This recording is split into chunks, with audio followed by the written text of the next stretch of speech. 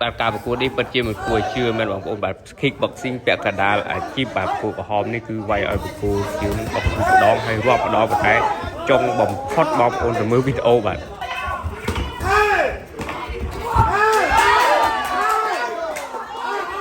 តើបងប្អូនទៅទស្សនាទឹកទី1ចាប់ផ្ដើមបងប្អូនបាទខាងបង្គោលក្រហមសេករាវីតមកពីអង្គរក្លឹបអង្គរមានជ័យយុទ្ធភូមិភាគទី4ហើយចាំប៊ុនឡាងបាទមកពីពលឺកសិករបាទភូមិជ្រេះនៅខេត្តសៀមរាបនេះការប្រកួតនៅក្លឹបគុហាព្រំជ័យក្លឹបលោកគ្រូជារិទ្ធបងប្អូនបាទអញ្ចឹងយើងមើលឃើញ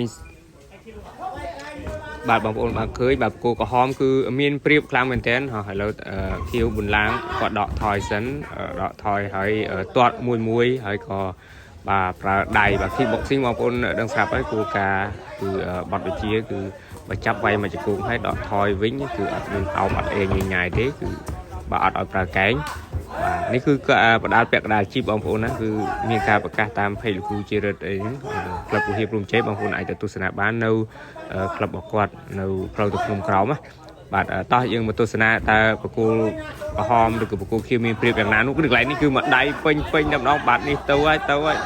បាទប៊ីសនឹងទៅហើយនេះកន្លែងនេះបាទត្រូវមកដៃពីដៃទៅហើយបាទគឺប្រគល់ក្រហមគាត់ប្រើដៃច្បាស់មែនទេបុបបាទសូវទាត់អីគូនេះបាទគឺប្រើក្តាប់ដៃដោយដៃគ្នាបាទតែអ្នកជើងថ្មីដូចគ្នាបាទខៀវគាត់រៀងដកថយបន្តិចប៉ុន្តែដកក៏វត្តនេះមកដៃបាទអុកគូតប៉ុន្តែងើបឡើងវិញលោកគ្រូទីពន្លិតគាត់អត់រាប់ទេដោយសារតែងើបបានលឿនបាទកន្លែងនេះទៅមកដៃថ្មោលបាទដួលកន្លែងនេះគឺទៅរាប់បាទគឺលើកទី1ងើបបានលឿនលើកទី2គឺរៀងមើលទៅគឺបាទរៀងរាងងើបមករៀងទូទុនដែរចឹងគ្រូរាប់ហើយបាទដល់8បាទរាប់ដល់8ហើយក៏អាចវាយបានហើយក៏មកតតាំងគ្នាទៀតនៅកដាលរិញនេះបាទទៅទៀតប្រគល់ក្រហមនៅតែមានព្រៀបអញ្ចឹងគាត់ដើរចូលប្រគល់ខៀវដកថយប៉ុន្តែថយមិនថយរត់ទេគឺថយវាយ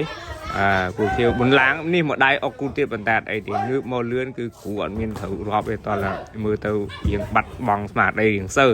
បាទតោះទៅទៀត